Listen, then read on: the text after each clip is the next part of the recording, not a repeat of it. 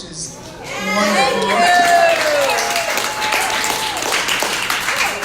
And so I'm really pleased to invite our first speaker up here, and that is Sally, who is organizing for Medicare for All, and she has a little update on how it's going and tying it back to Bernie's campaign. So come on up, Sally.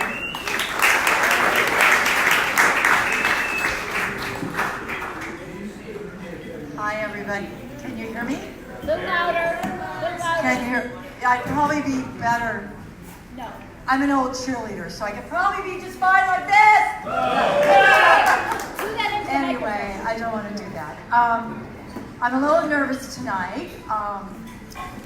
Anyway, I'm Sally Gwin-Saterlee. I co-lead with Ginny Schwingle, and she's here somewhere, the Medicare for All Santa Cruz group.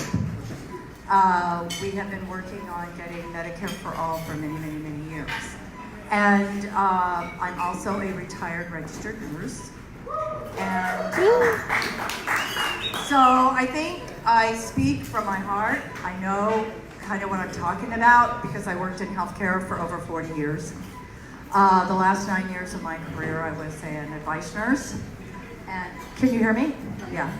I was an advice nurse, and I can't tell you, every day, someone, one patient at least out of every single day, would tell me, but nurse, I can't come in and see the doctor today. I was an advice nurse on the phone, triaging, assessing needs, and they'd say, but I can't come in because I've got a $25 copay, or I can't go to the emergency room because I've got a $100 copay, or nurse, I can't go pick up my medications, I'm having a rough time, but nurse, I can't do that because I can't afford my medication. My plan doesn't cover this medication. Broke my heart every day. Have to listen to this. So I will keep doing this forever until we get Medicare for All.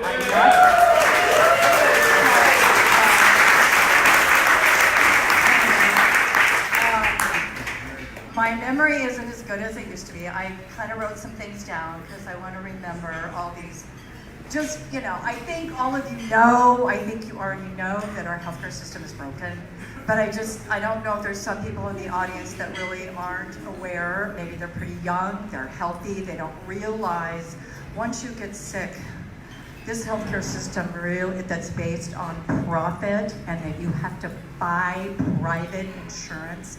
And the insurance company says, oh, no, but I'm sorry, that's not covered. But my doctor ordered it, a physician who's years of medical school and well-trained, but I'm sorry, that's not covered. I mean, that's just not the correct system for this country. And there's every other industrialized nation but the United States has health care for every single person in that country. And I don't mean citizens, I mean every human being in that country. And let's see, 30 million people right now, even with the Affordable Care Act, and it was a good, it was a start, it was something, I know many, many people that really gained from the Affordable Care Act, but it's just not enough. There are still 30 million people uninsured. 35,000 people die every year because they cannot get the healthcare services that they need. They have no insurance, they have no money. And that's just not okay. And in this country, we pay 2 to 3 times as much as other countries, other industrialized nations that provide health care. So, of course, the answer to these problems is Bernie's bill, Senate Bill 1129. Yay, go Bernie! And it's called the Medicare for All Act of 2019. There is a partner bill, H.R. 1384, in the House of Representatives from Kamala Jayapal and Debbie Dingell. They are both absolutely understand what Medicare for All single payer is. It is the answer to our healthcare problems.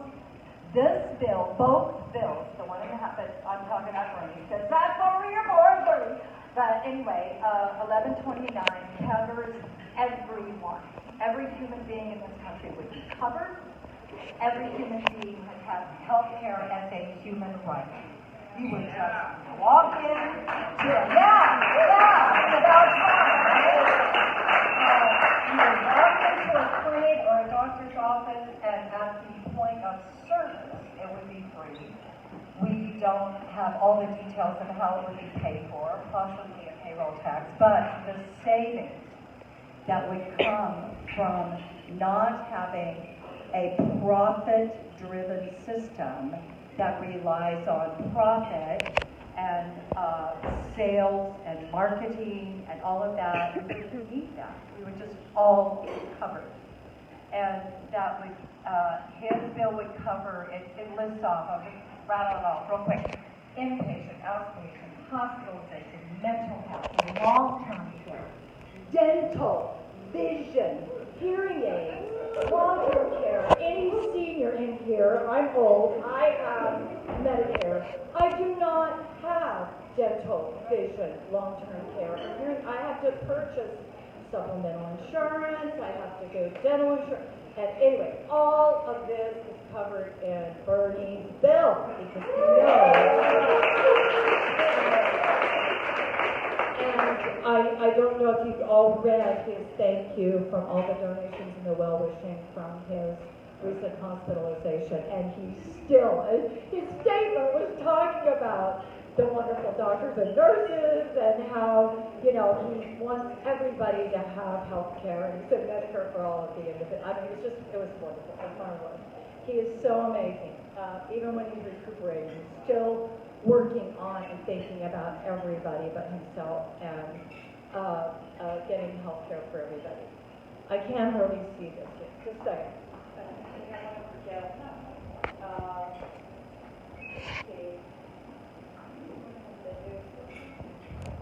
Well, I think I already touched on it about that doctors would make the decisions of your health care. It would be a private insurance clerk telling you, oh, I'm sorry, that's not covered. It would be you and your doctor, you and your nurse, you and your chiropractor, a licensed person. Any licensed person who determines what would be best for your health, that would be covered under Bernie's bill. So, let's see. And then, of course, when you change jobs, how many people are staying in a job they don't really like because of the health care? So that would, so you wouldn't have to do that anymore. It would be everyone would have health care. So, and Bernie's bill, we love it, we love him, but just to go and talk about Biden's plan, he talks about, I know, I'm just saying, nobody understands Medicare for all single payer like Bernie does. No presidential candidate. Everybody wants to jump on the bandwagon and say, and Biden goes, well, there'll be a Medicare buy-in. Well, if you have a Medicare buy-in, but you still have private insurance profit-driven, where's your cost savings going to come from? And how are you going to work this out? And I'm afraid that all these sicker people would go into the Medicare for all. I don't know, I don't understand how it would work. And I've tried to figure out his plan, and he says, and everything I've read is 97% of the people are covered. What about the other 3%? I don't know, his plan is it's not very clear. To me, it's not going to work. Kamala Harris, to me, I know, Jenny's laughing, because we just couldn't believe it. She signed on and co-sponsored Bernie's bill in the Senate, and she totally agreed, and wow, Medicare for all. Now she's backtracking, and now she's saying we're going to keep employer-based private insurance, and we're going to offer Medicare for all. Well, honey, I'm sorry, you can't call that Medicare for all. It is not. No way. And then Elizabeth Warren, she signed on and really seemed gung-ho and wanted Medicare for all and single payer and wanted to support Bernie's bill. Now she's starting to backtrack, and what was her comment? Let's see. There are many paths to universal health care coverage. No, there aren't. There is only one. It's single payer. It's Medicare for all. It's Bernie's bill!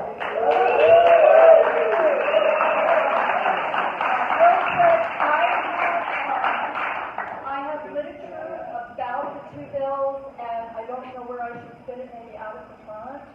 And so if you want to get more information, okay? And I'll put my card out there too. Thank you.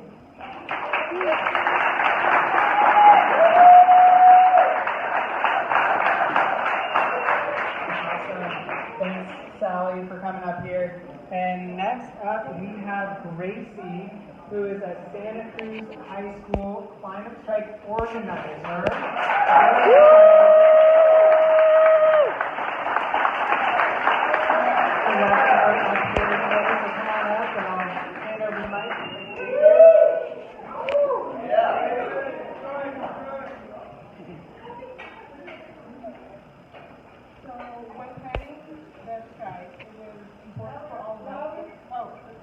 Yeah, sorry, the mic's a little weak, so. So when planning the strike, it's important for all of us to know why we were participating in the strike. And so it was a group of I'm going to start over. Sure. So it was a small group of students, about 5 or 6 of us, and we went up to the principal and said, this is important to us, and this is why. And so we rallied around, we printed out flyers, handed them out in our classrooms because we're not allowed to put any posters up because it's political. And so we were able to get about 500, I believe, students. Wow.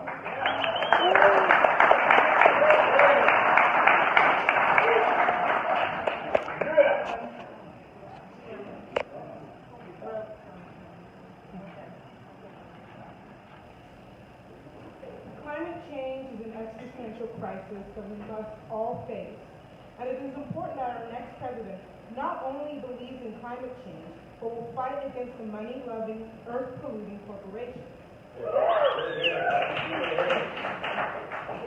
For myself and other students, I find it mind-boggling that we've known about climate change since 1950.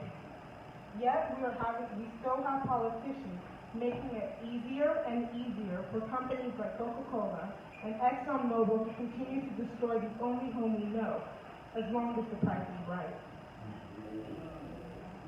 There is no stopping climate change. We can slow the effects, we can mitigate, and we can grow American business while doing this. But all that requires is a leader that aggressively believes in it. Bernie Sanders is the person for that job.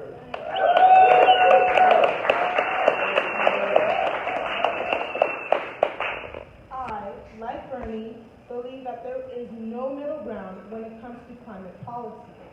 We need imaginative plans like the Green New Deal. The Green New Deal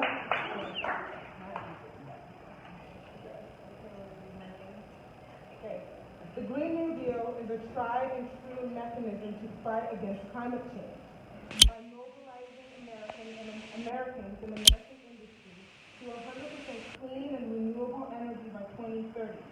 It calls for the protection of marginalized groups, those more likely to be affected by climate change, while expanding the shrinking middle class by creating good paying jobs. Although this is an ambitious plan, it is what we need. Never have we been tasked to solve a deadlier and more global crisis. Of all the major candidates, Bernie was the first to boldly support because no other candidate cares about the environment like Bernie.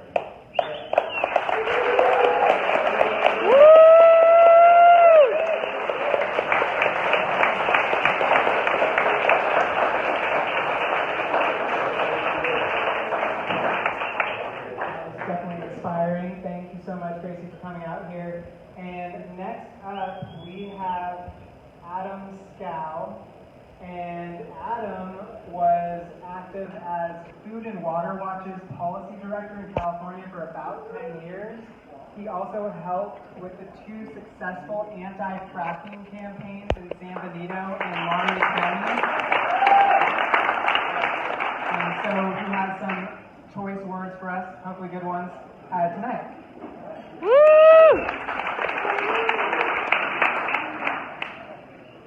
Thank you, Sean. Thank you, everybody, for coming out tonight. Can I put this up? Yeah, I think you can. No. Okay. So, thanks, everybody. I'm really excited to be here. I've been working on the Central Coast for about 10 years, working on water issues, fracking issues. Worked with a lot of you on winning our right to vote on a desal plant here in Santa Cruz in 2012. Last year, we were fighting water privatization in Monterey, where they have the highest water rates in the nation. We are fighting a private water company that wants to build a $1 billion desal plant on Monterey Bay, discharging salty brine, toxic brine. We're working to stop that right now at the Coastal Commission. So, we're doing so much work down here, I said, heck, I got to move down here. So I'm very excited to live in Watsonville now. Watsonville is where my grandfather worked in the 1940s. He was a Bracero farm worker. I live right by an organic. I live right by an organic strawberry field, and every morning I see people picking our strawberries. I went on a tour from Dr. Ann Lopez, who runs something called Center for Farm Worker Families. Yes. And it is shocking to me that in 2019, 80 years after my grandfather was a farm worker here, we have people, in some ways, have things worse. My grandfather was not worried about being deported every day.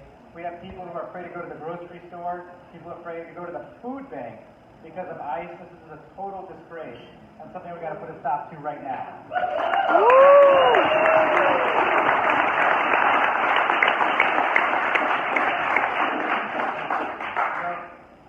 At Food and Water Watch, we called ourselves a public interest group, consumer group, and environmental group. And I always hated it when people said, "Oh, you're trying to save the world." I just rolled my eyes, like, no.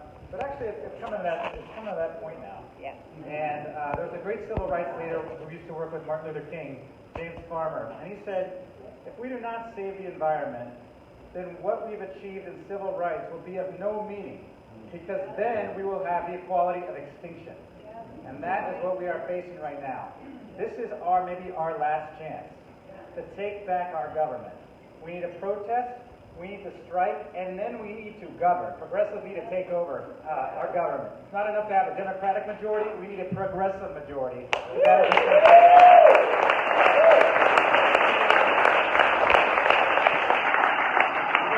I'm really tired and really angry when I hear Democrats say, "Oh, well, we can't take on the oil and gas companies, that's not feasible." Yeah, well, when you're taking PG&E's money, when you're taking Exxon's money and Chevron's money and the health insurance, the same thing. Yeah, it's funny how things aren't politically feasible. When I hear corporate Democrats say, "Oh, we need to do a carbon tax by 2050. That's not going to cut it. Carbon tax was a good idea 30 years ago. It is too little, too late for a carbon tax. Any proposals like that, gotta go. We need to treat this like a national security crisis.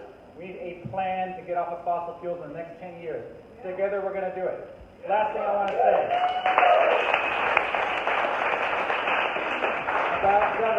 about governing, about democracy. We need to help out Bernie, and I want to give a shout out to all of you in Santa Cruz for Bernie who won a progressive majority on the Santa Cruz City Council.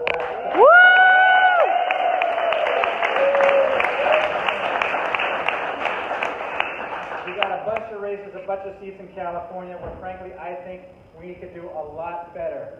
And people say, should we have a litmus test? Well, when it comes to our existence, humanity, maybe we should. Don't tell me about, as a candidate, any race. Don't tell me about what you did 20 years ago, 30 years ago. Where are you standing today, right now, and where are you taking your money from? That's the standard we're going to have. That's how we're going to take back our government. Let's have some fun along the way, and I look forward to working with you. Thank you.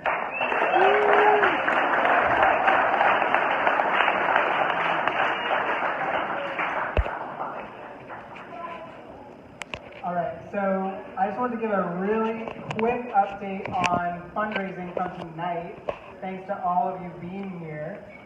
So in total, we brought in $1,800 to Bernie Sanders' campaign, so great job.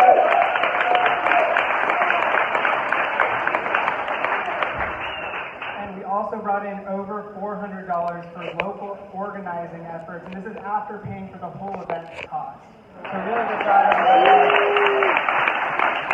Thanks for showing up. We appreciate it.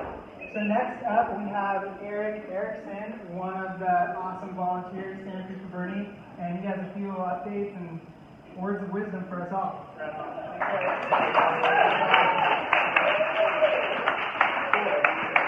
So first I want to say thank you to the organizers who made this event happen, specifically Caroline Martin and Sean Wilson. It was really nice.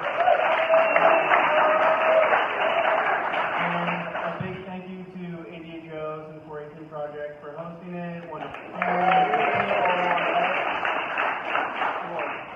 And to all the volunteers that helped out to make it a successful event, and obviously to all of you for showing up, people who care and are passionate about this stuff. Thank you so much. It's really great. So I'm going to tell a quick story and then give a little campaign update and then kind of give an idea of what the campaign wants us to do in order to win and give an opportunity for everybody to get involved and to help Bernie win the election. So, all right, so in 2014, I was in a motorcycle accident. I was driving down Mission Street and a car pulled out in front of me and it was bad and it ruined my back and it kind of changed my life. It changed my life. And I was, lucky that it wasn't worse, but, really fortunate at the time that I was working at UCSD and I had pretty good health insurance.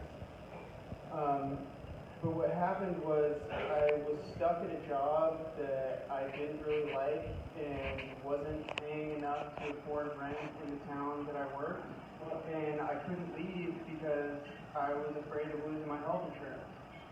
And I'm sure a lot of you can, connect with that and resonate with that. And really, I'm one of the lucky ones.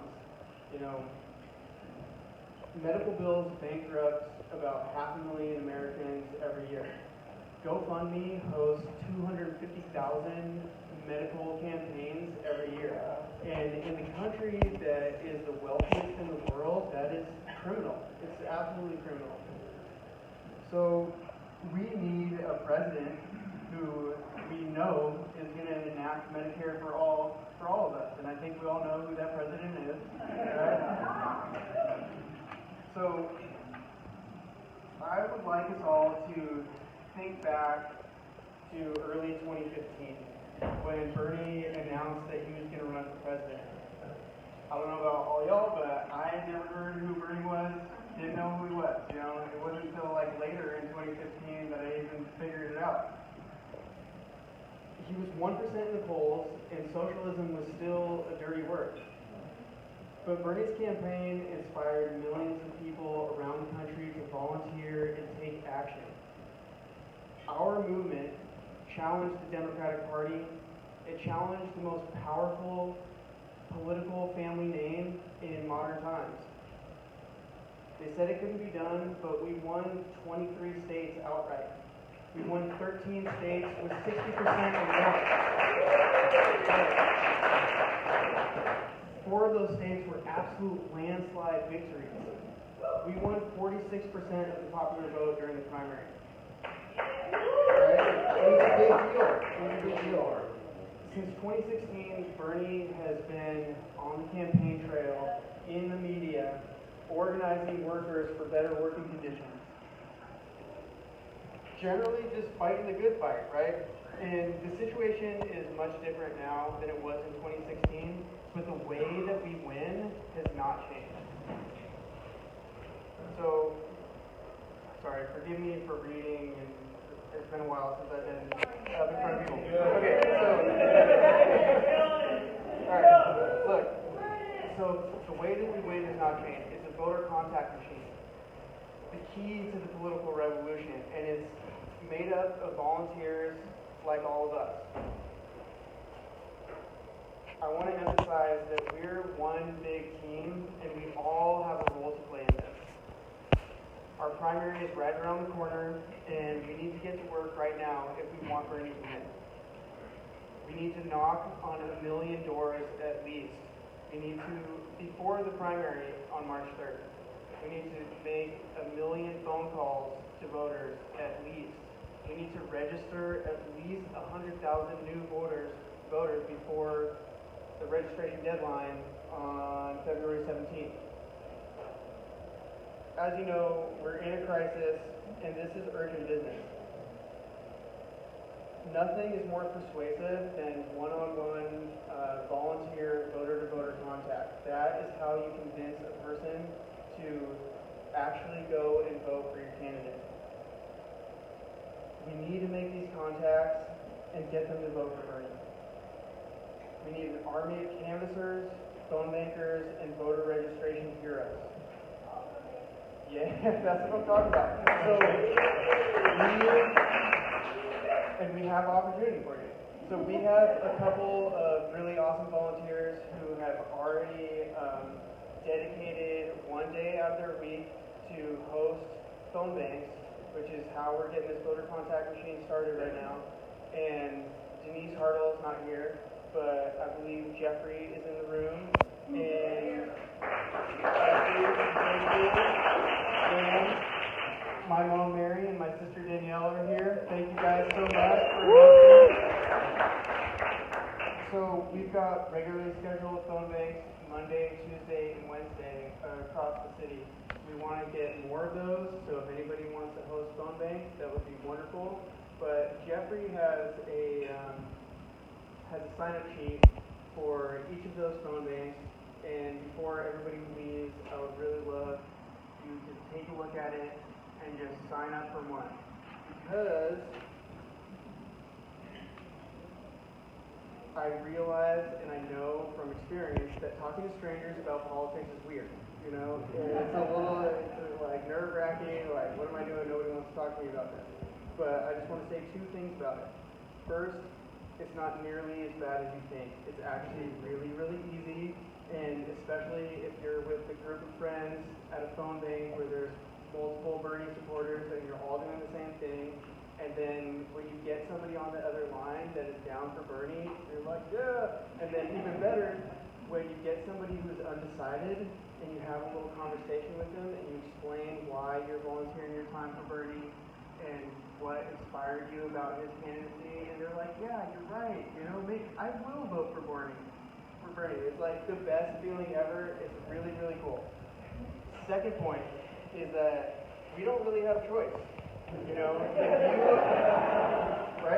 if you understand that this is a crisis, then there is really only one thing to do, and that is to get involved in a real way, show up, volunteer, talk to people about it, you know?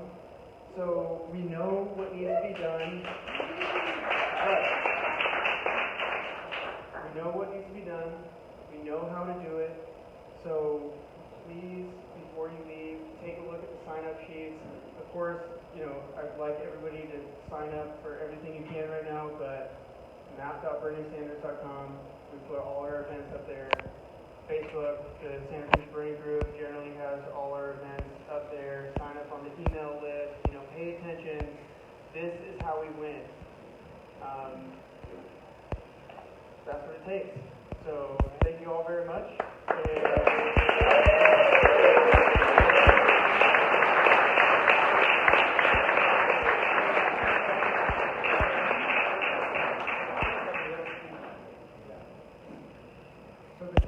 The table in the corner has got the sign-up sheets for phone banking and for tabling, and you can start moseying on over there now. Don't get ahead of the rush. See us before you leave tonight.